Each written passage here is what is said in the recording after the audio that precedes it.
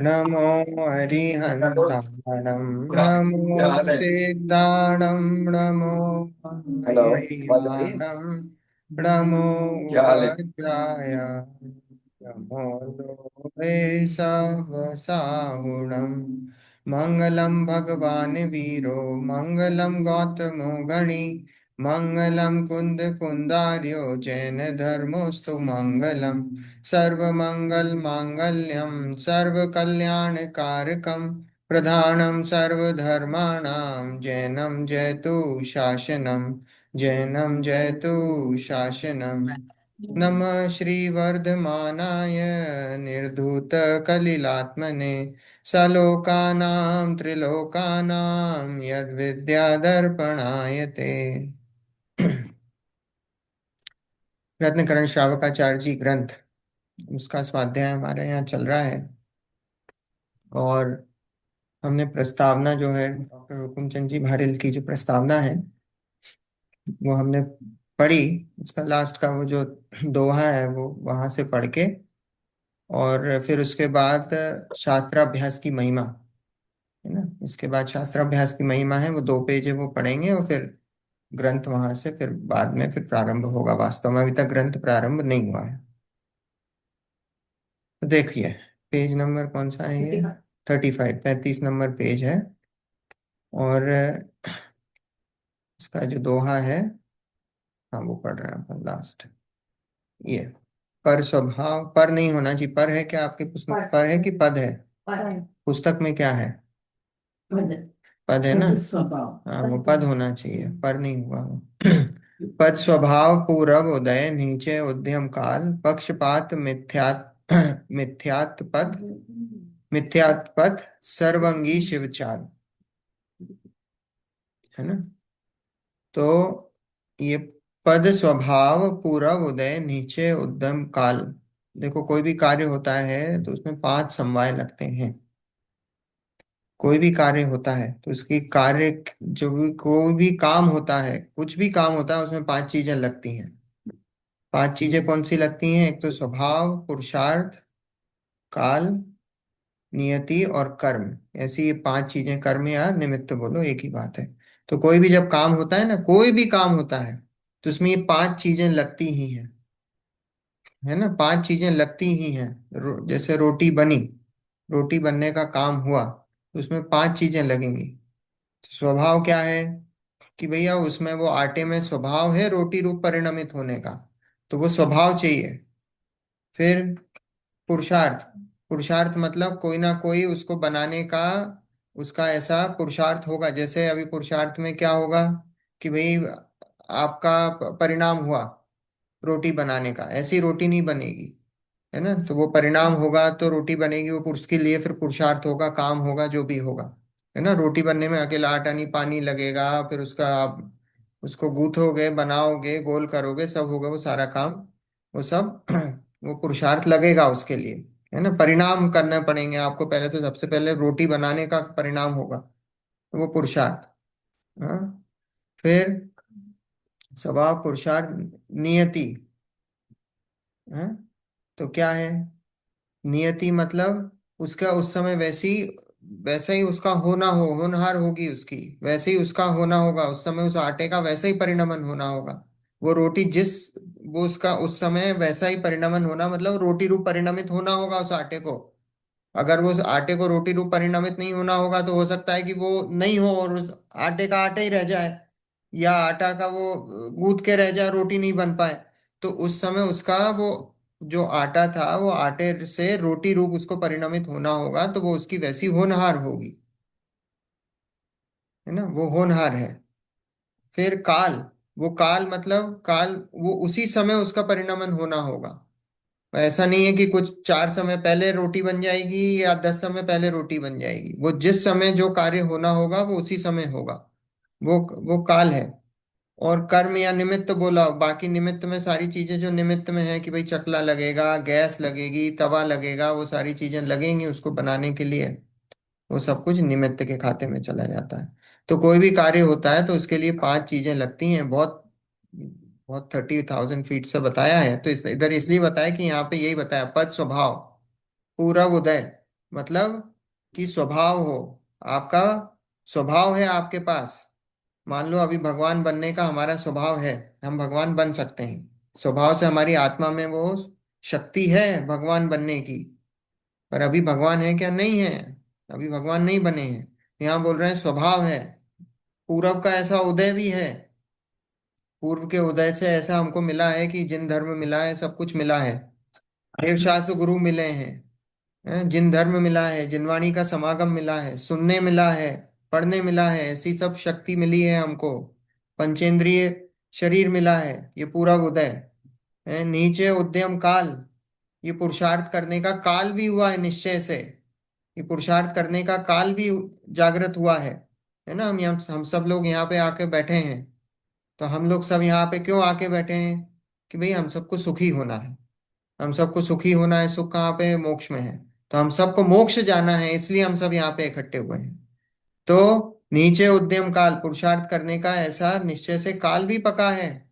और पक्षपात मिथ्यात्व पथ, लेकिन अगर मिथ्यात्व साथ में है, ये सब कुछ मिला है, स्वभाव भी है, पूरा पूर्व के कर्मों का उदय भी है कि हमको ये सब सब कुछ मिल गया है। पुरुषार्थ भी हो रहा है। स्वाध्याय कर रहे हैं, मंदिर जा रहे हैं, देवशास्त्र गुरु का सब कर रहे हैं। हम्म। पुरुषार्थ भी हो रहा है, काल भी वैसा चल रहा है कि जब हमारे ऐसे परिणाम हो रहे हैं। लेकिन ये अगर मिथ्यात्व साथ में है, पक्षपात मिथ्यात्व पथ, है ना। तो अगर ये मिथ्या पथ है, अगर आपके साथ, अगर मिथ्यात्व है आपके साथ, मिथ्यात्व मतलब समझ, तो उल्टी मान्यता अगर चल रही है आपकी, तो बोले वो सर्वंगी शिव चाल, मतलब वो जो शिव जो मोक्ष मार्ग है उससे उल्टा चले जाओगे आप, वो मोक्ष कभी प्राप्त नहीं होगा। तो बोले ये सारी चीजें मिल जाए और साथ में अगर मिथ्यात्व है, तो बोले क्या होगा? तो बोले मोक्ष की प्राप्ति नहीं होने वाली। इसलिए सबसे पहले अटैक कहाँ होना चाहिए? मिथ्यात्व पे अटैक होना चाहिए। ये मिथ्यात्व छूटेगा तो मोक्ष मार्ग आगे बढ़ेगा। और अगर मिथ्यात्व नहीं छूटा, तो जहां पे हो कितना ही कुछ कर लो, मुनि बन जाओ, अपने शरीर को कितना भी तपा लो, कुछ नहीं होना है। सब जीरो है। सब जीरो है, कुछ भी नहीं है। कुछ भी चालू नहीं है। यहाँ ये बताया है। देखो, अब ये इसमें विस्तृत विषय सूची है कि ये अलग अलग जो 8 अधिकार है ना, तो ये 8 अधिकार के बारे में है कि पहला अधिकार है वो सम्यक दर्शन अधिकार है। और मैसेज आया क्या? Neha Bhansali, is there any real world example for Mithyatva? Real world example of मिथ्यात्व है कि जो शरीर है, शरीर को हम आत्मा मानते हैं, और जो आत्मा है उसको मानते नहीं है। आत्मा है उसको शरीर ही मानते हैं। तो ये मिथ्यात्व है। मिथ्यात्व मतलब उल्टी मान्यता। जो वस्तु स्वरूप है, वस्तु स्वरूप से जो भी कुछ उल्टा मानते हो, वो उल्टी मान्यता है। और ये उल्टी मान्यता किसमें? प्रयोजन भूत तत्वों में उल्टी मान्यता। अगर रस्सी को सांप मान लोगे और सांप को रस्सी मान लोगे तो कोई फर्क नहीं पड़ता है, उससे कोई फर्क नहीं, वो मिथ्यात्व में नहीं आता है। लेकिन जो मोक्ष मार्ग में जो प्रयोजन भूत 7 तत्व हैं, जीव अजीव आश्रव बंध संवर निर्जरा और मोक्ष, ये प्रयोजन भूत तत्व कहे हैं। क्यों? क्योंकि ये मोक्ष मार्ग में कार्यकारी है। और इन मोक्ष मार्ग के कार्यकारी जो 7 तत्व हैं, इनके विषय में अगर उल्टी मान्यता है, तो वो मिथ्यात्व है। उसको मिथ्यात्व बोलते हैं। आपने माना आश्रव से मोक्ष होगा, तो वो मिथ्यात्व है। आश्रव मतलब अगर मान लो पुण्य से आप सोचोगे कि मेरे को मोक्ष हो जाएगा, कि मैं भगवान की पूजा करते करते मेरे को मोक्ष हो जाएगा, तो ये मिथ्यात्व है। ये मिथ्यात्व है क्यों? क्योंकि वो आश्रव है, और आश्रव से आपने मुक्ति मान ली, आश्रव से मोक्ष मान लिया, तो वो मिथ्यात्व है। ये मिथ्यात्व है। तो ये है ना। अभी तो और चर्चा होगी, विस्तार से चर्चा होगी, सब होगी अभी बहुत। सारी चीजों की विस्तार से चर्चा होगी। तो देखो, सम्यक दर्शन अधिकार है पहला, है ना। उसमें 41 श्लोक हैं। द्वितीय अधिकार है वो सम्यक ज्ञान अधिकार है। सम्यक ज्ञान अधिकार में कुल 5 श्लोक हैं, 42 से 46। फिर जो तीसरा अधिकार है वो, अब ये चारित्र के अधिकार शुरू हो जाएंगे। तो जो व्रत के हैं, है ना, 12 प्रकार के व्रत हैं। तो ये अणुव्रत, 5 प्रकार के अणुव्रत होते हैं, तो वो अणुव्रतों की चर्चा है। फिर अणुव्रतों के बाद जो है चतुर्थ में गुण व्रत की चर्चा है। और फिर शिक्षाव्रत, 3 गुण व्रत और 4 शिक्षाव्रत, उनकी चर्चा है, उनके भेदों की चर्चा है। और फिर जो छठा है, हमने करी थी चर्चा, वो भावना अधिकार है। ये भावना अधिकार एडिशनल ऐड करा हुआ है। ये जो मेन शास्त्र है रत्नकरण श्रावकाचार्य जी, उसमें ये छठा अधिकार नहीं था, ये पंडित जी ने खुद ऐड करा है। तो ये छठा भावना अधिकार है। और फिर जो सातवां अधिकार है वो संलेखना अधिकार है। और जो आठवां है वो श्रावक पद अधिकार है। टोटल 150 श्लोक हैं, 150। है ना, 150, 150 श्लोक हैं। 150 श्लोकों का ये ग्रंथ है। देखिए अब शास्त्राभ्यास की महिमा, ये पढ़ना है अपने को आज। पेज 36, है ना, शास्त्राभ्यास की महिमा। देखो, हे भव्य, हे भव्य हो, शास्त्राभ्यास के अनेक अंग हैं। शब्द या अर्थ को वांचना या सीखना, सिखाना, उपदेश देना, विचारना, सुनना, प्रश्न करना,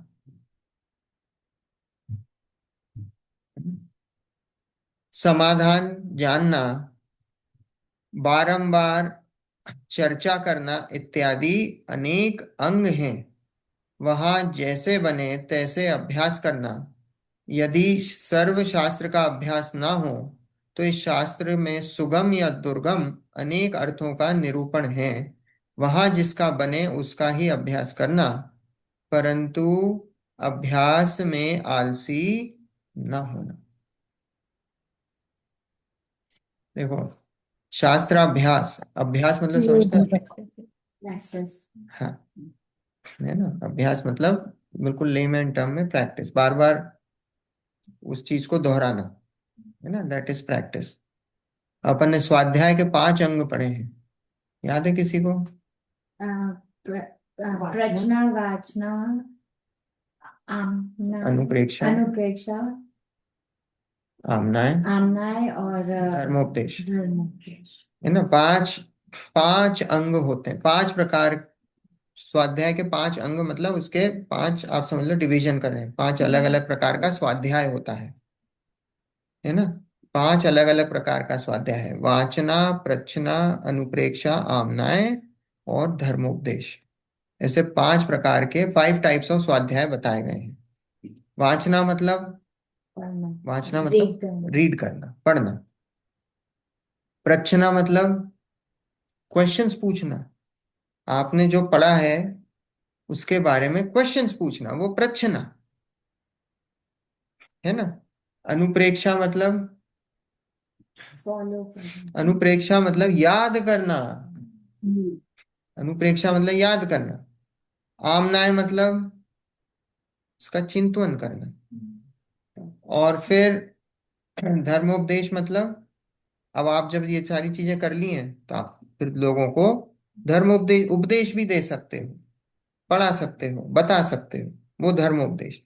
तो ऐसे ये 5 प्रकार के ये स्वाध्याय हैं। अब ये 5 प्रकार के जो स्वाध्याय हैं, अब यहाँ से अपन देखो, यहाँ जो पंडित जी बता रहे हैं क्या, कि शास्त्राभ्यास के अनेक अंग हैं। शास्त्राभ्यास मतलब स्वाध्याय, स्वाध्याय के अनेक अंग हैं। शब्द या अर्थ का वांचना, तो ये वांचना आ गया, या सीखना, सिखाना, सीखना में भी सब कुछ आ गया, वांचना भी आ गया, प्रच्छना भी आ गया। सिखाना मतलब धर्मोपदेश जैसा हो गया।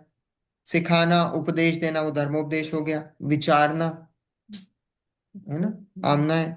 फिर सुनना, सुनना भी एक प्रकार का वांचना ही है। सुनना भी वाचना के उसमें उसमें आ जाता है, उसी में गर्भित है सुनना भी। प्रश्न करना, प्रश्न, समाधान जानना, वो भी प्रश्न हो गया, क्वेश्चन पूछ के उसका समाधान करना। बारंबार चर्चा करना, चर्चा करना भी आमना हो गया, विचारना, चर्चा करना। हम्म पूछना भी आ गया, उसमें प्रश्न भी गर्भित हो गया। तो इत्यादि अनेक अंग हैं। ये शास्त्राभ्यास के अनेक अंग हैं। वहां जैसे बने तैसे अभ्यास करना। यदि सर्व शास्त्र का अभ्यास ना बने तो इस शास्त्र में सुगम या दुर्गम अनेक अर्थों का निरूपण है। वहां जिसका बने उसका ही अभ्यास करना, परंतु अभ्यास में आलसी ना हो। कई बार क्या होता है कि हम शास्त्र शुरू करते हैं पढ़ना, और फिर क्या होता है कि हमको कुछ बातें कठिन लग जाती हैं। और कठिन लग जाती हैं तो हम क्या हो जाता है, कठिन मतलब समझते हैं, टफ लगती हैं। कोई बातें हमको टफ लगती हैं तो हम क्या करते हैं कि हम छोड़ देते हैं उसको, कि भाई हमारे तो समझ में नहीं आ रहा, ये तो बहुत डिफिकल्ट है। हमारे समझ में नहीं आ रहा, हम उसको छोड़ देते हैं। तो बोले छोड़ना नहीं, बोले जो बात समझ में आ रही है उसको ही ग्रहण करो। जितना समझ में आ रहा है उतना ग्रहण करो। पर ये मत हो कि उसके अब यह तो हमें समझ में नहीं आता और आलस हो गए, प्रमादी हो गए, हमको तो कुछ पढ़ना ही नहीं। क्यों? क्योंकि भाई हमको तो समझ में ही नहीं आता, हम क्या करें पढ़ के। तो बोले आलसी नहीं होना, जितना समझ में आए उतना पढ़ो, बार बार पढ़ो। नहीं आ रहा है समझ में, जिसको आता है उससे जाके पूछो।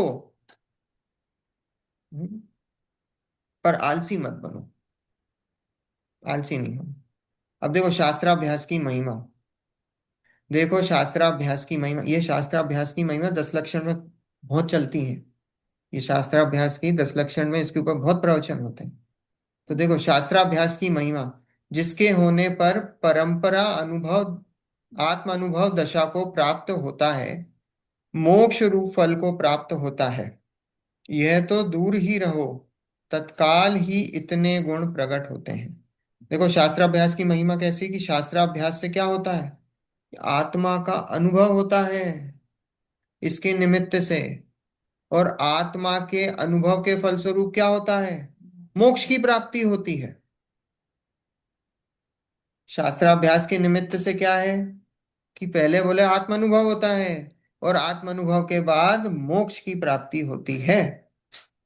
तो ये उसकी महिमा है। अब बोले ये तो long term effect, long term impact बता दिया उन्होंने कि भैया लॉन्ग टर्म में ये होता है। बोले शॉर्ट टर्म में क्या है, तो बोले शॉर्ट टर्म में ये देखो क्या होता है, कि यह तो दूर ही रहो, तत्काल ही इतने गुण प्रकट होते हैं। कौन कौन से? 10, यहाँ 10 बातें बताई हैं। क्रोध आदि कषायों की तो मंदता होती है। जो शास्त्र अभ्यासी होता है उसको क्या होता है, कषायों की मंदता होती है, कषाय कम होती हैं। क्रोध आदि कषायों की मंदता होती है। पंचेंद्रियों के विषयों में प्रवृत्ति रुकती है। क्या होता है, आपने देखा होगा, जब आप शास्त्र अभ्यास करते हो, शास्त्र पढ़ते हो, तो संसार से विरक्ति होती है। बोले क्या रखा है इन पंचेंद्रियों के विषयों में, 5 इंद्रियों के विषयों में कहाँ सुख ढूंढ रहा हूं मैं। तो उससे विरक्ति होती है। और वैसे भी जब अभी आप शास्त्र स्वाध्याय कर रहे हो, अभी इस समय तत्काल में, तो इस तत्काल में शास्त्र स्वाध्याय कर रहे हो, तो आपको 5 इंद्रियों के विषयों की किसी भी प्रकार का, कोई भी प्रकार की अभी आसक्ति नहीं है। अभी आपके दिमाग में ये चल रहा है क्या कि मेरे को कोई खाना ध्यान में आ रहा हो, या मुझे कल घूमने जाना है, या मुझे ये सामान लेना है, या नहीं, अभी नहीं है। तो शास्त्राभ्यास जब चल रहा हो तो 5 इंद्रियों के विषयों में उस समय आपकी प्रवृत्ति नहीं होती है। तो बोला पंचेंद्रियों के विषयों में प्रवृत्ति रुकती है। अति चंचल मन भी एकाग्र होता है। जो मन इधर उधर घूमता रहता है ना पूरे समय, वो भी उस समय एकाग्र होता है कि क्या बात चल रही है। सुनने के लिए, समझने के लिए एकाग्र होता है। हिंसादि 5 पाप नहीं होते, 5 पाप नहीं हो रहे हैं। पाप कैसे होंगे, घर में भाई रोटी बनेगी तो पाप होंगे, बर्तन धुलेंगे तो पाप होंगे, झाड़ू पोंछा लगेगा तो पाप होंगे। तो ये तो सब पाप की चीजें हैं। पर जब स्वाध्याय करते हो तो क्या होता है, ना रोटी बन रही है, ना पानी चल रहा है, ना पानी पी रहे हो, ना बर्तन धो रहे हो। तो क्या बोला, 5 पापों, 5 पाप, ये हिंसादि 5 पाप नहीं होते हैं। स्तोक मतलब अल्प, अल्प ज्ञान होने पर भी त्रिलोक के 3 काल संबंधी हम्म। चराचर पदार्थों का जानना जानना था। होता है। होता है। क्या बताया? कि अल्प ज्ञान, अभी हम हमें ज्ञान कितना सा है, हमको ज्ञान बहुत थोड़ा सा है। अल्प मतलब थोड़ा सा। बहुत थोड़ा सा ज्ञान होने पर भी हमको तीन लोक के बारे में जानकारी हो जाती है। चराचर मतलब समझते हो? चर और अचर। चर और अचर, इसके दो मीनिंग होते हैं। चर और अचर मतलब एक तो जीव और अजीव। चर और अचर मतलब जीव और अजीव। और एक चर और अचर कैसे? कि चर और अचर मतलब एक इंद्रिय और एक इंद्रिय को छोड़कर।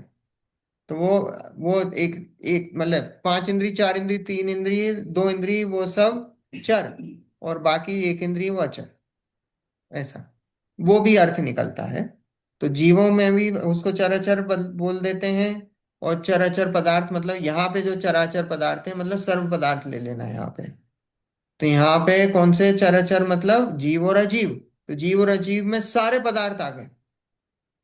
छह द्रव्य बताए हैं। तो छह द्रव्य में अगर हम दो मुख्य रूप से देखेंगे तो जीव और अजीव। और वैसे देखेंगे तो जीव, पुद्गल, धर्म, धर्म, आकाश काल, ऐसे छह द्रव्य बताए हैं। तो पुद्गल, धर्म, धर्म, आकाश काल वो अजीव की कैटेगरी में चले गए। और जो जीव है वो तो जीव है।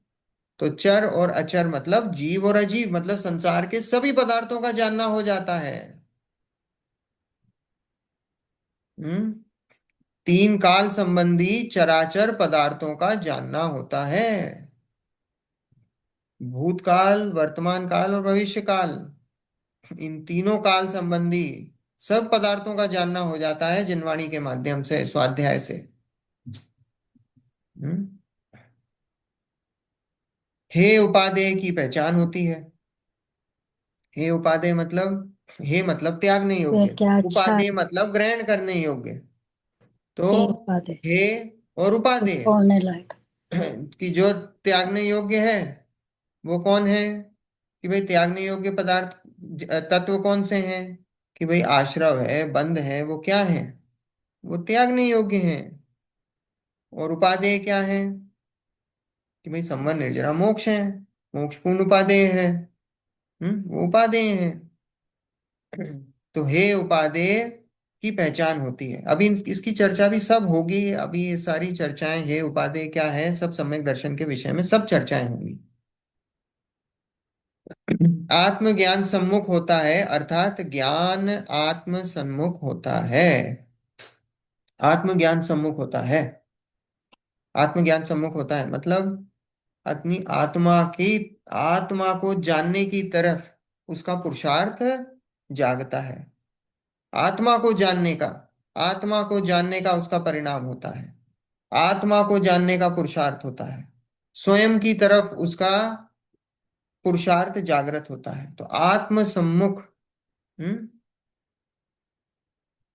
आत्मज्ञान सम्मुख होता है अर्थात ज्ञान आत्म सम्मुख होता है। अभी हमारा ज्ञान कैसा है? कि मैं इस पदार्थ को जान लूं, उस पदार्थ को जान लूं, उस पदार्थ को जान लूं, क्या है हमारा अभी ज्ञान कैसा है? पर पर पदार्थ को जानने, पर की तरफ दृष्टि है हमारी। हमारी दृष्टि क्या है? आउटसाइड। आउटसाइड, पर को जानने की दृष्टि है। लेकिन जब स्वाध्याय हो जाता है तो सारी पर को जानने की दृष्टि खत्म हो जाती। जानने में जरूर आते हैं पर इच्छा नहीं होती पर को जानने की। स्व को जानने की इच्छा होती है। स्व को जानने का पुरुषार्थ होता है। हम्म। तो आत्म सम्मुख होता है। अधिक अधिक ज्ञान होने पर आनंद उत्पन्न होता है। अधिक अधिक ज्ञान होने पर आनंद उत्पन्न होता है। हम जैसे स्वाध्याय करते हैं तो क्या है, हमको कोई टॉपिक समझ में नहीं आ रहा और कोई टॉपिक समझ में आ जाए तो कैसे अंदर से एक वो होता है कि आज हमको ये चीज नई बात समझ में आई। स्वाध्याय में आते हैं तो कैसा होता है कि अगर हमको कोई नई बात आज हमको समझ में आई तो हमको एक अंदर से एक सेटिस्फेक्शन होता है कि आज हम ये कुछ नई बात लेके जा रहे हैं। हम्म। तो अंदर से आनंद आता है। तो अधिक अधिक ज्ञान होने पर आनंद उत्पन्न होता है। लोक में महिमा यश विशेष होता है। अब ये तो एक्स्ट्रा है, एडिशनल। तो बोले लोक में महिमा यश होता है। लोग ख्याति होती है कि साहब ये तो बहुत ज्ञानवान है, जानने वाले हैं। शास्त्रों का इनको बहुत अभ्यास है। तो लोक में तारीफ होती है, महिमा होती है, यश फैलता है। हम्म। सातिशय पुण्य का बंध होता है। हम्म। सातिशय पुण्य मतलब, सातिशय पुण्य ऐसा कि देखो अभी ये जो हमको पुण्य पुण्य का उदय होता है, तो पुण्य के उदय में हमको ये सारी जो संयोग है ना, इस संयोगों की प्राप्ति होती है। जैसे पुण्य का उदय हुआ तो पैसा मिला, पुण्य का उदय हुआ तो घर मिला, पुण्य का उदय मिला तो गाड़ी मिली, पुण्य का उदय हुआ तो बीवी मिली, अच्छी बीवी मिली, अच्छे बच्चे मिले। वो सारी चीजें वो क्या है, ये पुण्य का उदय है। पर अब ये सातिशय पुण्य क्या है? ये सातिशय पुण्य ऐसा विशेष क्वालिटी का पुण्य है कि अब इसके जब पुण्य का उदय होता है तो हमको जिनवाणी देव शास्त्र गुरु को जिनवाणी का समागम, देश शास्त्र गुरु का समागम मिलता है। तो इस सातिशय पुण्य से क्या होता है कि आगे भी ऐसा पुण्य बनता है कि वो आगे जाके आपको वैसा फिर उसके बदले में भी आपको फिर देवशास गुरु का समागम मिलेगा, जिनवाणी सुनने मिलेगी। वो सातिशय पुण्य कहलाता है। अगर अभी जैसे जो पुण्य का उदय मिला, पुण्य के उदय में आपको मान लो 1,000 रुपये मिले, तब उस 1,000 रुपये मिलेंगे तो 1,000 रुपये में आप क्या करोगे कि भैया मैं जाऊंगा सिनेमा देखाऊंगा। अब मैं सिनेमा दिखाया तो उस पुण्य का क्या हुआ, वो पुण्य के उदय में आपने पाप बांध लिया। मिला वो 1,000 रुपए तो पुण्य के उदय से, लेकिन अब उसने आपने उस पुण्य को क्या करा, पुण्य को पाप में कन्वर्ट कर लिया। 1,000 रुपए तो पुण्य के उदय से मिले, लेकिन वो उस 1,000 रुपए का कैसा यूज करा, हमने सिनेमा देख लिया। तो सिनेमा देखने से आपको पाप का बंद हो गया आगे जाके, तो पाप का बंद हुआ। लेकिन ये क्या है, अभी ये जिनवाणी सुनने मिल रही है, ये जो जिनवाणी सुनने मिल रही है वो सातिशय पुण्य का उदय है। क्योंकि अब ये जो जिनवाणी जब सुन रहे हो इस काल में, अब क्या हो रहा है, अब अभी भी पुण्य बन रहा है, और वो पुण्य बन रहा है तो आगे जाके क्या होगा, वो आगे जाके पापन। फिर आपको देवशास गुरु और ये जिनवाणी इनका समागम मिलेगा। तो बोला है क्या कि सातिशय पुण्य का बंध होता है। हम्म। ये इतने फायदे बताएं, ये 10 छोटे मोटे फायदे नहीं है, ये हमको लगता है।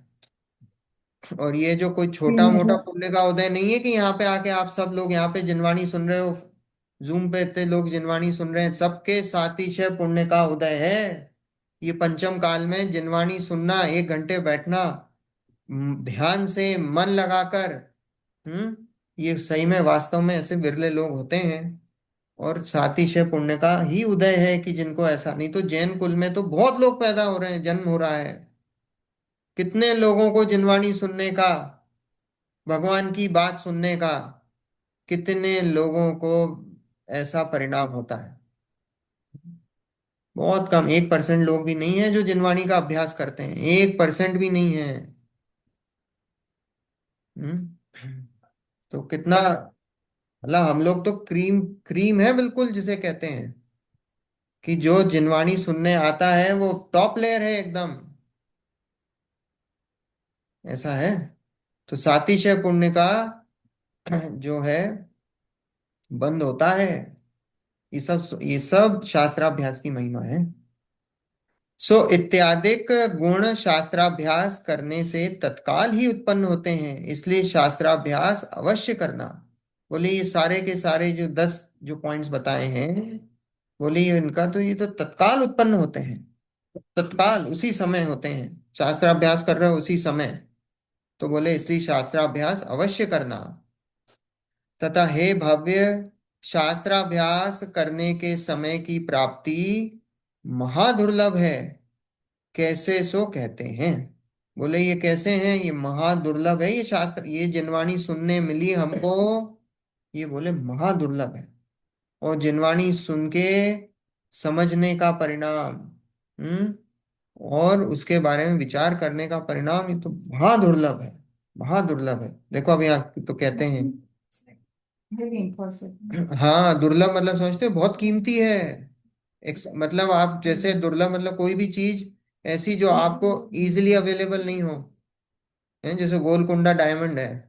तो गोलकुंडा डायमंड है वो कितने कितने लोगों के पास है, बोले महादुर्लभ है, रेयर रेयरेस्ट है, ऑफ रेयर। रेयर है। हाँ, कोहिनूर डायमंड कितनों के पास है? एक ही है कोहिनूर डायमंड, वैसे ही वो महादुर्लभ है। देखो, एकेंद्रीय आदि असंगी पर्याय जीवों को मन नहीं। अब एकेंद्रीय आदि असंगी, असंगी जीव कितने हैं? कितने मतलब कौन कौन सी इंद्रिय वाले हैं असंगी? एक इंद्रिय। एक दो तीन चार पांच में भी। असंगी मतलब समझते हो आप? असंगी मतलब जिनका मन नहीं होता है। दो प्रकार के जीव होते हैं, संगी और असंगी। संगी मतलब जिनका मन होता है। मन मतलब वो हित और अहित का विचार कर सकते हैं, गुड और बैड का विचार कर सकते हैं। किसमें गुड और बैड? गुड और बैड, मोक्ष मार्ग में गुड और बैड का विचार कर सकते हैं। गुड और बैड का विचार तो चींटी भी कर सकती है। उसको भी पता है, उसका रास्ता रोक दोगे ना आप तो वो साइड से निकल जाएगी। वो तो गुड और बैड का तो चींटी भी विचार करती है, उसको क्या खाना है गुड और बैड उसको भी पता है। वो भी अपना घर बना लेती है, चींटियों के बिल होते हैं बड़े बड़े, प्रॉपर घर होते हैं। तो वो भी अपना गुड और बैड का विचार। पर ये गुड और बैड का कौन सा है? हाँ, आत्मा की वो शक्ति जिससे वो अपना हित और अहित का विचार कर सके। वो है संगी, वो मन है। वो मन है। तो मन क्या है? वो हित हित और अहित का विचार कर सकता है। तो जो संगी जीव हैं वो कौन? वो अपने हित और अहित का विचार कर सकते हैं। जो असंगी हैं वो अपने हित और अहित का विचार नहीं कर सकते हैं। तो एक इंद्रिय जीव, one sense, two sense, three sense, four sense, ये तो सब असंगी ही होते हैं। कुछ कुछ फाइव सेंस भी होते हैं जो असंगी होते हैं। ठीक है, पंचेंद्रिय भी कुछ कुछ जीव असंगी होते हैं, पर मैक्सिमम संगी होते हैं। ठीक है। ये किसी कोई तोता होता है किसी प्रकार का, वो असंगी होता है ना? तो ऐसा बोलते हैं कि कुछ कुछ एक जीव हैं जो असंगी है ना? पर हम लोग तो सभी संगी हैं। हम लोग सब संगी हैं। तो बोला है यहाँ पे, कोई पानी का सांप बोलते हैं कि वो असंगी ऐसा है, पर अब बट मोस्ट वेजिटेरियंस भी संगी होते मोस्ट हैं या। रियंस, हाँ, गाय घोड़ा ये सब संगी हैं। हित हित का विचार कर सकते हैं, हाथी शेर गाय घोड़ा ये सब, मुर्गी चिकन ये सब संगी हैं। मेरा एक क्वेश्चन है हाँ, पूछिए आंटी। कि जैसे कि मतलब मनुष्य का जन्म तो मिल गया उसको, पर उसको कुछ पता नहीं है कि वो क्या कर रहा है क्या नहीं कर रहा है। मतलब जैसे क्या कहें कि उसको अपना होश नहीं है, पागल है वो, या जो भी कह दो उसको, पागल नहीं आज, मतलब आई डोंट नो क्या कहो उसको, अज्ञानी। मतलब कि वो कुछ फंक्शन नहीं कर सकता, कुछ नहीं बोल नहीं सकता, पर है आदमी, तो उसको असंगी कहेंगे या संगी कहेंगे? नहीं, वो संगी ही है। वो संगी ही है, असंगी नहीं है वो। हाँ। है ना? संगी तो वो शक्ति अपेक्षा है। अब भले ही वो अभी शक्ति की वैसी व्यक्ति नहीं हो रही है कि वो अभी वैसा एक्सप्रेस नहीं कर पा रहा हो क्योंकि इंद्रियों की लिमिटेशन है या कुछ ऐसे, हम्म। पर है तो वो संगी ही। बीमारी है। ऐसे कह सकते हैं ना मयूर जी के शब्द, मनुष्य जाति संघी है, वो डजंट मैटर व्हाट हाँ हैंडीकैप का कोई भी हो, पर वो हाँ, that's what I meant. या हाँ। But I just wanted to like bring it out to so everybody knows that. Yes, good So that's why I questioned. Good हाँ, पॉइंट। वो संगी ही है ना? हम्म। अब भले ही अभी वो हमको, जैसे कोई अंधा है, अंधा है तो अब अंधा है तो उसको आप पांच इंद्री वाला बोलोगे कि चार इंद्री वाला बोलोगे? अब भले ही उसकी आंख आंख से दिखाई नहीं दे रहा है, हाँ वो पर पांच इंद्री वाला ही कहलाएगा। हाँ। शक्ति अपेक्षा वो पांच इंद्री वाला ही है। अभी हम आंखें बंद करके सो रहे हैं, आंखें हम्म। बंद करके सो रहे हैं तो हम क्या उस समय चार इंद्री वाले हो गए क्या? हम्म। नहीं हुए, हम पांच इंद्री वाले ही हैं। मयूर जी, हम्म? संगी असंगी का डिफरेंस एक बार फिर से बता दीजिए, मुझे हाँ थोड़ा कंफ्यूजन हो रहा है। हाँ, तो संगी मतलब जो अपने हित और अहित का विचार कर सके वो संगी, और जो अपने हित और अहित का विचार नहीं कर सके वो असंगी। मन अब मन है। हित और, राइट, लेकिन किस तरह का हित आपने हाँ, तो बताया? वो हित और अहित मतलब यहाँ मोक्ष मार्ग मोक्ष के मार्ग में हित और सात तत्वों के बारे में, मोक्ष के मार्ग में जो अपना विचार कर सके कि ये मेरे लिए हितकारी है और ये मेरे लिए अहितकारी है, तो वो जो विचार कर सकता है उसको बोला जाता है संगी जीव। और जो तो असंगी है वो हम्म, वो विचार ही नहीं कर पाता है, वो डिफरेंशिएट ही नहीं कर पाता, कि वो ऐसा विचार ही नहीं कर पाता कि आत्मा अलग है, शरीर अलग है। इतना उसका ज्ञान उतना विकसित नहीं होता है कि जो आश्रव है, जो राग द्वेष है, ये मेरे अहितकारी हैं, जो संवर निर्जरा मोक्ष है वो मेरा हितकारी है, वो हित है मेरा उसमें, वो वैसा विचार नहीं कर पाता है। तो वो कैसा, वो असंगी जीव है, उसमें तो उतनी शक्ति इसमें ही नहीं तो होती। फिर ज्यादातर मनुष्य प्राणी तो फिर असंगी ही हो जाएंगे, क्योंकि उनको वो सोच आता ही नहीं है। मैं यहाँ बहुत से नहीं, चाहने की बात नहीं है, ये तो शक्ति अपेक्षा है, उसमें वो शक्ति है कि नहीं। अब जैसे कोई बच्चा है, अब हाँ, बच्चा है, हम बोलते हैं कि भैया तू मेहनत करेगा तो तू डॉक्टर बन सकता है। अब वो बच्चा मेहनत करे ही नहीं, तो इसका मतलब ये थोड़ी कि उस बच्चे में ऐसी योग्यता ही नहीं थी कि हम ये बोलेंगे कि भैया तूने मेहनत नहीं करी इसलिए तू डॉक्टर नहीं बना। अगर तू पुरुषार्थ करता तो तू डॉक्टर बन जाता, पर तूने पुरुषार्थ नहीं करा, है ना, तो तो इस इसलिए तू फील्ड नहीं को बना। समझना, इस बात को समझना या समझने की शक्ति होना। नहीं, समझने की शक्ति, समझना थोड़ी, यही तो बोला ना, हित जो हित और अहित का विचार कर सके उसमें वैसी शक्ति हो, जो हित और अहित के विचार करने की शक्ति हो तो वो संगी, और जो हित और अहित का विचार करने की शक्ति ही नहीं हो, जिसमें चाहे योग्यता ही अवेयर नहीं है। हो के ना हो, अवेयर ना भी हो तो भी कर सकता है, अगर अवेयर हाँ कर दिया जाए तो अच्छा। हाँ मयूर जी ऐसा नहीं बोल सकते मन वाला संग नहीं, मन वगरना असंग नहीं, दैट्स द हाँ, वही है शॉर्टेस्ट ना, टू अंडरस्टैंड, वही तो राइट? है ना, जो मन वाला है, इसलिए मन की डेफिनेशन क्या है, मन तो वही है ना जो हित और अहित हाँ, का ये तो विचार इसका कर सके। विचार करे तो इफ दे डोंट हाँ हैव मन मीन्स दे आर असंग, इफ दे हैव मन हाँ देन इज संग। हाँ। मन, मन क्या है, मन भी जैसे दो प्रकार का मन है। एक तो मन जो द्रव्य मन होता है, वो द्रव्य मन यहाँ सूक्ष्म पुद्गल परमाणुओं का, कमल के आकार का, पंखुड़ियों का, आठ वैसा संग। द्रव्य मन होता है जो दिखाई नहीं देता है। और हम्म, एक भाव मन होता है। भाव मन कैसा, कि जो आत्मा की शक्ति, जिससे कि वो हित और हित का विचार कर सके। ठीक है, वो ओके, थैंक यू। अब देखो, एकेंद्रीय आदि असंगी पर्यंत जीवों का मन नहीं, और नारकी वेदना से पीड़ित, त्रियंच विवेक रहित, देव विषय विषयासक्त, इसलिए मनुष्यों को अनेक सामग्री मिलने पर शास्त्राभ्यास होता है। सो मनुष्य पर्याय की प्राप्ति ही द्रव्य क्षेत्र काल भाव से महादुर्लभ है। अब ये इतनी बता दी क्या, कि एक इंद्रिय आदि मतलब एक इंद्रिय दो इंद्रिय, आदि मतलब में एक इंद्रिय दो इंद्रिय तीन इंद्रिय चार इंद्रिय और असंगी पंच इंद्रिय, तो बोले उनका तो मन ही नहीं है। और फिर नारकी लोगों की क्या स्थिति है, कि नारकी लोग तो अपनी पीड़ा से ही बहुत दुखी हैं।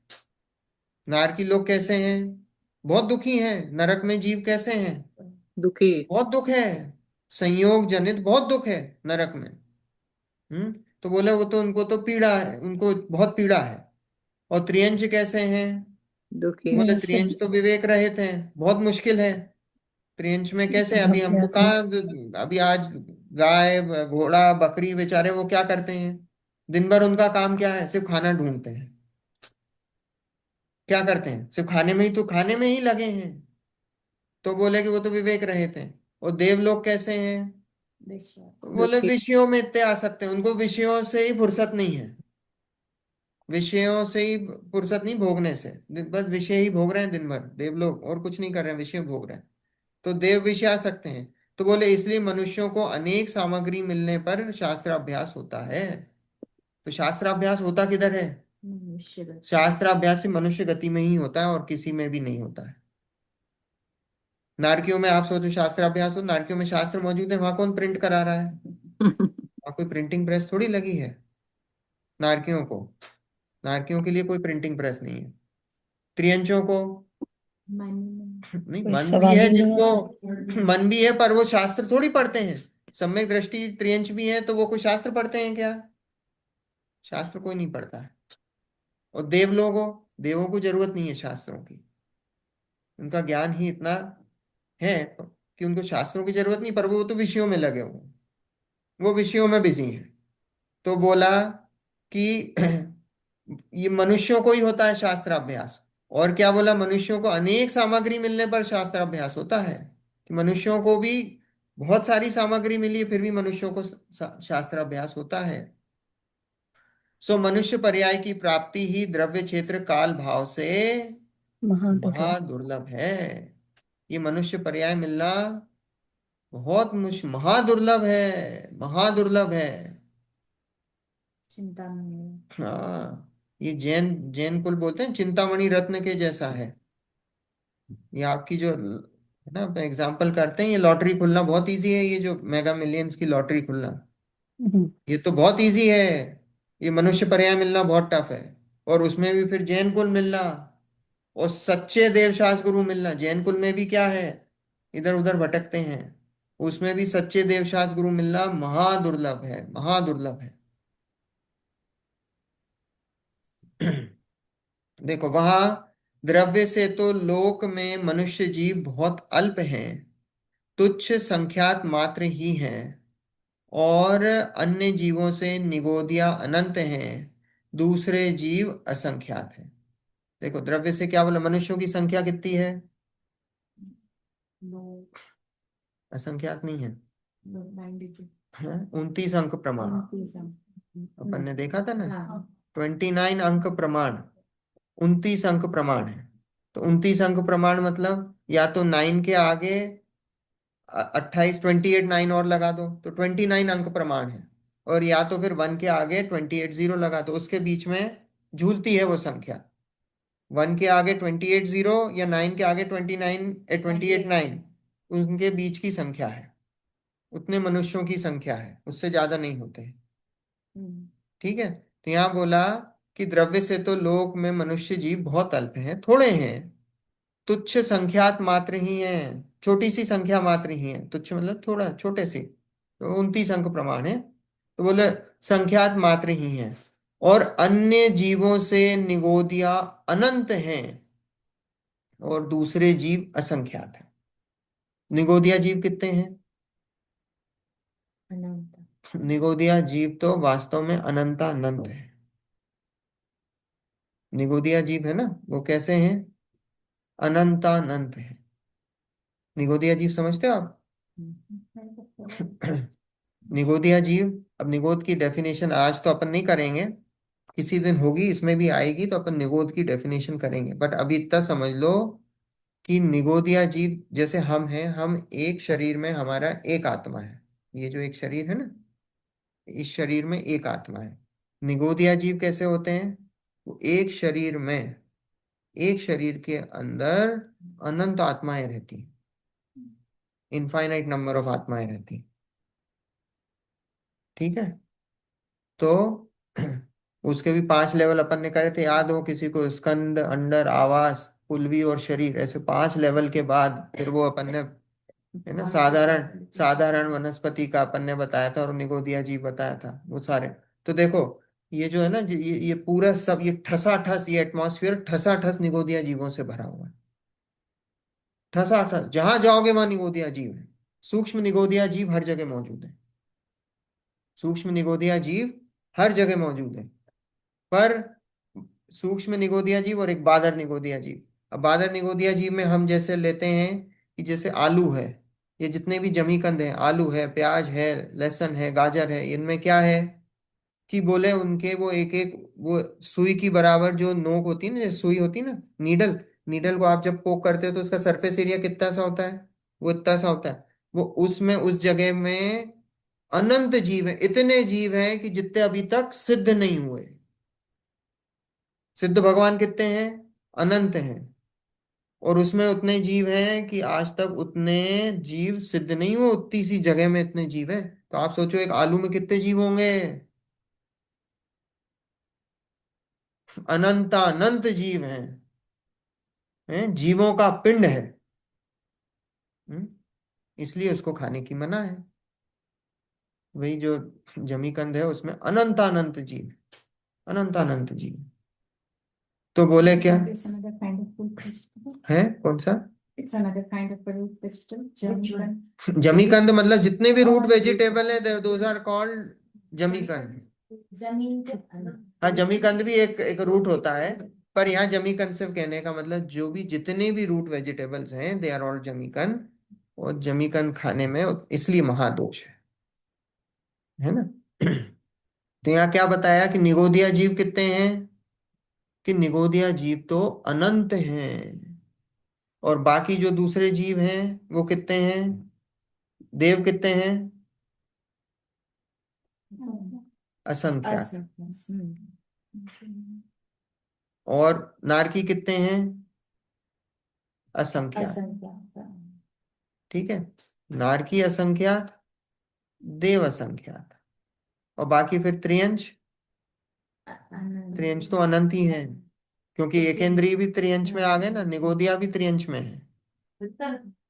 हाँ हाँ, अनंत अनंत ही है, वो जीव तो अनंत अनंत ही है। हम अनंत इसलिए बोलते हैं क्योंकि जो पुद्गल परमाणु है ना, पुद्गल परमाणु की संख्या जितने भी जीव द्रव्य हैं उनसे अनंत गुनी ज्यादा है, तो इसलिए पुद्गल को अनंत अनंत बोलते हैं और जीव को अनंत बोलते हैं। पर वो जो वो वास्तव में जीव अनंत अनंत हैं, वो इसलिए वो रिलेटिव ऐसा बोलते हैं, उसके रिलेटिव में ऐसा बोलते हैं, है ना। तो यहाँ क्या बताना चाह रहे हैं कि कि संख्यात मात्र ही है मनुष्यों की, और अन्य जीवों से निगोदियां अनंत हैं, दूसरे जीव असंख्यात हैं। यहाँ अपन ने संख्या देख ली कि भाई त्रियंच जो है वो अनंत हैं, और बाकी देव नारकी असंख्यात हैं, और मनुष्य संख्यात है।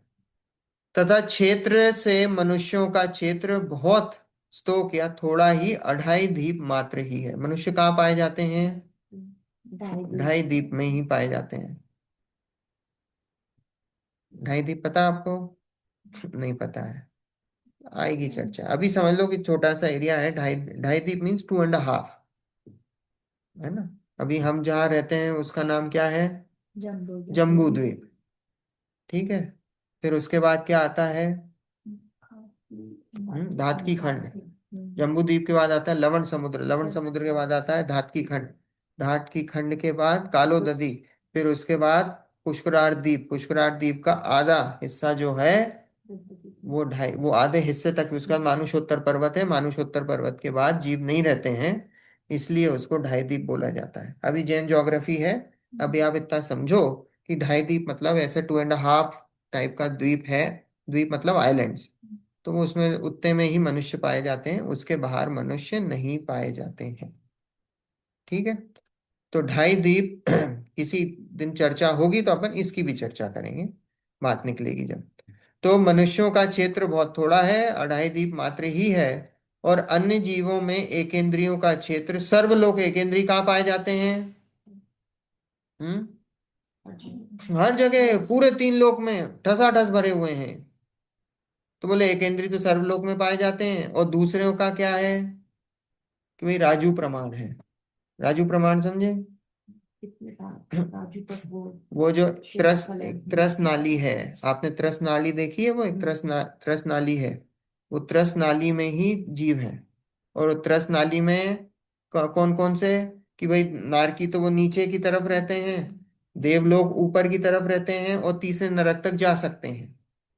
और जो त्रियंच हैं वो कैसे हैं, कि भाई त्रियंच ये 2.5 दीप के बाहर भी हैं, मनुष्य ही नहीं जा सकते हैं, पर त्रियंच हैं, त्रियंच उसके बाहर 2.5 दीप के बाहर भी पाए जाते हैं, है ना। हाँ, ये त्रस नाली है।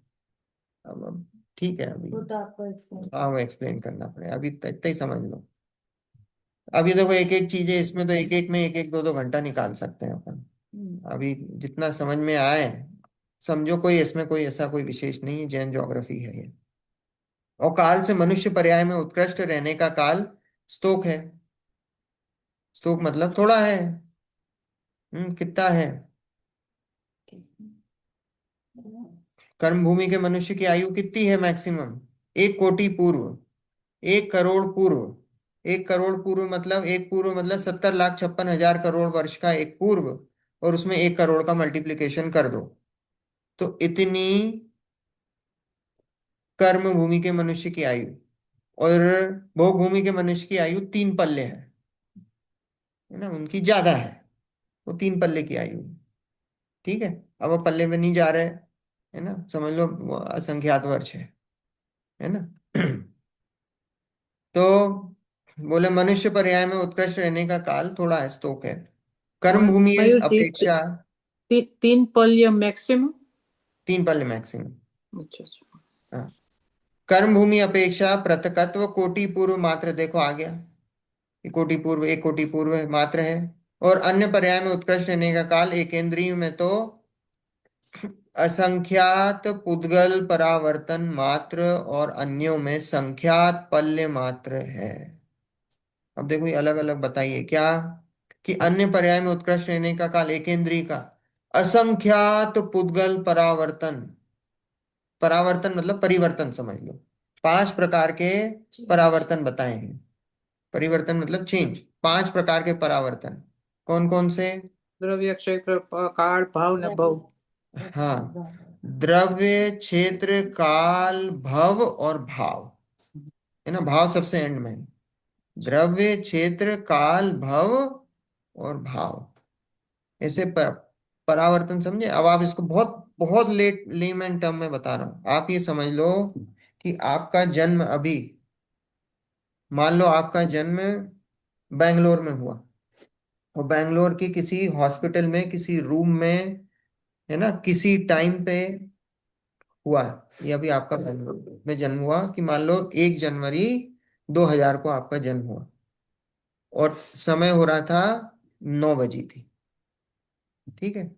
अब आपका जन्म अगली बार फिर बैंगलोर में हो, ठीक है, और बैंगलोर में हो, अब आपका जन्म हुआ, अब ये द्रव्य है मतलब उसी जगह उसी रूम में।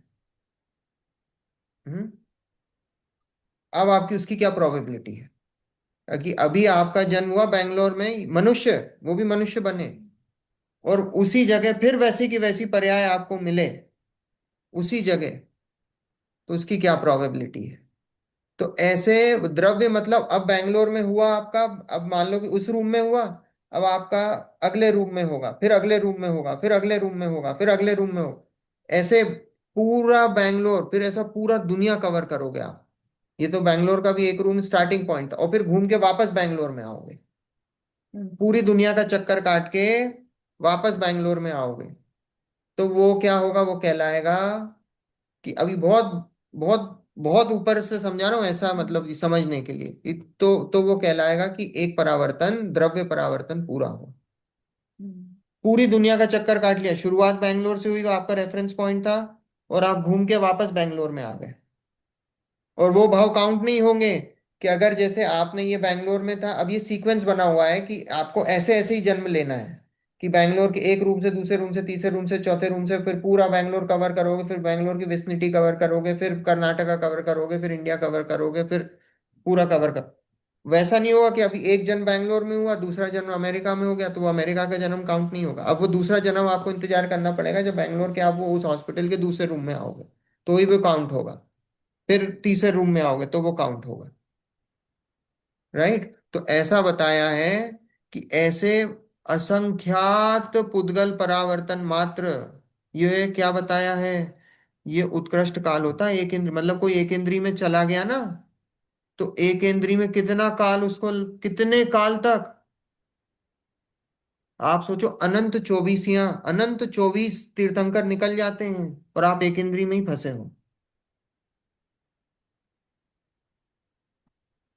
एक इंद्री में फंस गए तो ऐसा है, अनंत तीर्थंकर बन गए और आप एक इंद्री में ही फंसे। हम्म? तो बोला असंख्यात पुद्गल परावर्तन मात्र और अन्यों में संख्यात पल्य मात्र है। बोले अन्यों में क्या है, अन्य दूसरे त्रियंच बन गए तो वहां पे भी कैसा है, संख्यात पल्य मात्र की आयु में, आयु होगी 2 इंद्री 3 इंद्री 4 इंद्री, इसमें चले गए तो संख्यात पल्य मात्र है। वो भी कितना है, वो भी अनंत काल हो जाता है। मतलब कहने का मतलब ये है कि एक बार 1 इंद्री 2 इंद्री 3 इंद्री में चले गए, 4 इंद्री में चले गए, तो कोई भरोसा नहीं कब आओगे वापस ये मनुष्य भाव मिलेगा। हमको तो इसकी वैल्यू दिखती ही नहीं है। यहाँ वो मनुष्य भाव की वैल्यू बता रहे हैं कि कितनी, कितना वैल्यूबल है। हम्म। और देखो, भाव अपेक्षा तीव्र शुभाशुभ पने से रहित ऐसे मनुष्य पर्याय के कारण रूप परिणाम होने अति दुर्लभ है। अन्य पर्याय के कारण अशुभ रूप व शुभ रूप होने सुलभ है। अशुभ रूप व शुभ रूप परिणाम होना दुर्लभ है। अब बोले भाव अपेक्षा से कैसा बताया कि शुभाशुभ पने से रहित ऐसे मनुष्य पर्याय के कारण रूप परिणाम होने अति दुर्लभ हैं। शुभाशुभ मतलब क्या? शुभ और अशुभ से रहित, शुभ और अशुभ से रहित परिणाम कौन सी गति में होते हैं? मनुष्य गति में, क्योंकि मनुष्य गति से ही मोक्ष है और दूसरी गतियों से मोक्ष नहीं है। देव गति से मोक्ष जा सकते हो क्या आप? नहीं जा सकते। मनुष्य गति से ही भगवान बन सकते हो, दूसरी गतियों से भगवान बनने का कोई रास्ता नहीं है। हम्म यही बस, इसके अलावा मनुष्य भाव मिला क्यों है? अपना उद्धार करने के लिए मनुष्य भाव मिला, इसलिए नहीं मिला कि आप संसार बढ़ाओ, बच्चों को पढ़ाओ लिखाओ, बच्चे करो, बच्चों को पढ़ाओ लिखाओ, 10 घंटे नौकरी करो, इसलिए नहीं मिला है। इसलिए नहीं मिला है। पर हम क्या करते हैं? क्योंकि हमको इस मनुष्य भाव की कीमत ही नहीं पता है, हमको कीमत ही नहीं पता है, तो हम क्या करते हैं? जैसे किसी को, आप कोई रोड पे चल रहा हो और उसको आपको आपने गए बोले कि ये ले हीरे रख ले तू, है ना, उसको पता नहीं है हीरे। आपने, वो क्या गया, उसने कहा यार भैया ये 2 हीरे रख, ये दो दो ये रख, और मुझे एक बिस्कुट का पैकेट दे दे। उसने कहा ठीक है भाई, बिस्किट का पैकेट ले लेते हैं। वो अपन क्या कर रहे हैं, अपन ये हीरे बेच के अपन ये वास्तव में बिस्किट खरीद रहे हैं, चाय पी रहे हैं, ये स्थिति चल रही है। हम्म तो यहाँ वो बताया, भाव अपेक्षा शुभाशुभ पने से रहित ऐसे मनुष्य पर्याय के कारण रूप परिणाम होने अति दुर्लभ हैं। अति दुर्लभ है कि मनुष्य पने से ही ये शुभ अशुभ परिणाम छूटते हैं। इन शुभाशुभ परिणामों से रहित ऐसी मनुष्य पर्याय है जहाँ पे वीतरागता प्रकट कर सकते हो, मोक्ष जा सकते हो। बोले अन्य पर्याय के कारण अशुभ रूप व शुभ रूप होने सुलभ है। बोले अन्य पर्याय, देवगति जाना इजी है, नरक गति तो बहुत ही कर ही रही है। नरक गति, त्रियंच गति, वहां तो जाते ही हो। अशुभ परिणाम करोगे तो जाओगे, शुभ परिणाम कर लिया देव गति भी चले गए। तो बोले वो तो सुलभ है, इजी है। अशुभ रूप व शुभ रूप परिणाम होना दुर्लभ है। तो मयूर जी, हमारे फिर इसमें, इस फिलॉसफी में कोई, मैं गलत वर्ड भी हो सकता है यूज किया हो, कोई प्रायश्चित करने का भी समाधान है, या गलतियां हो गई हैं तो हो गई हैं, फिर कोई टर्न बैक तो है नहीं? जो गलती हो गई, जो हो गया, उसके बारे में विचार मत करो। यहाँ तो बोल रहे हैं कि तुम जब जागोगे, जिस दिन मिथ्यात्व का नाश करोगे, हम्म। उसी दिन मोक्ष मार्ग चालू। पुराना जो हो गया, उससे कोई लेना देना नहीं। उसी समय सब सब चीजें खत्म।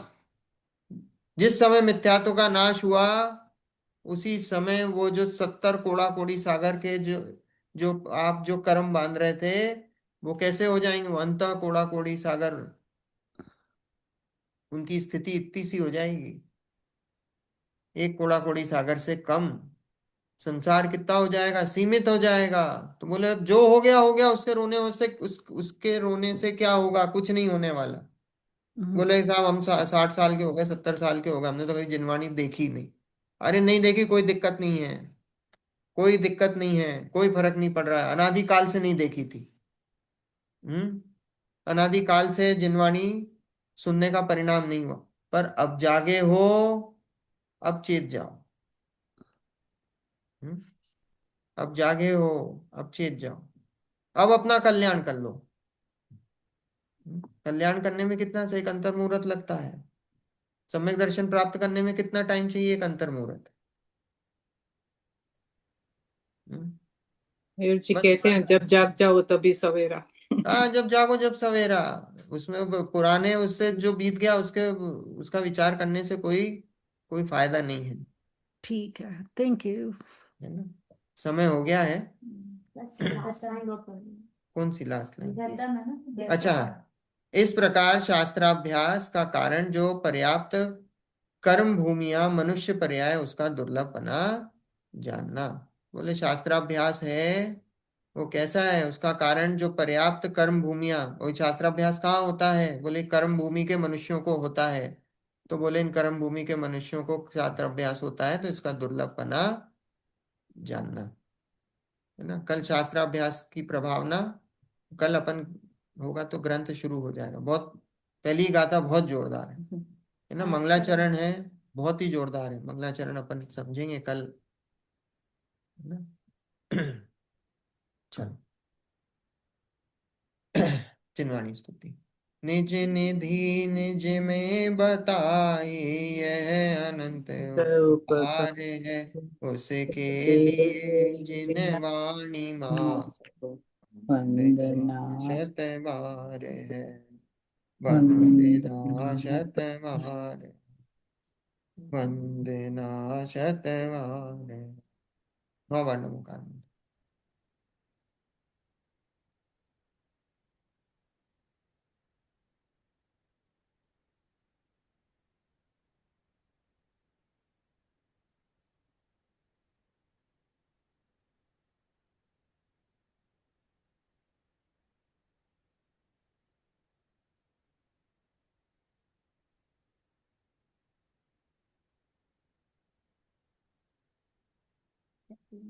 जय जिनेन्द्र।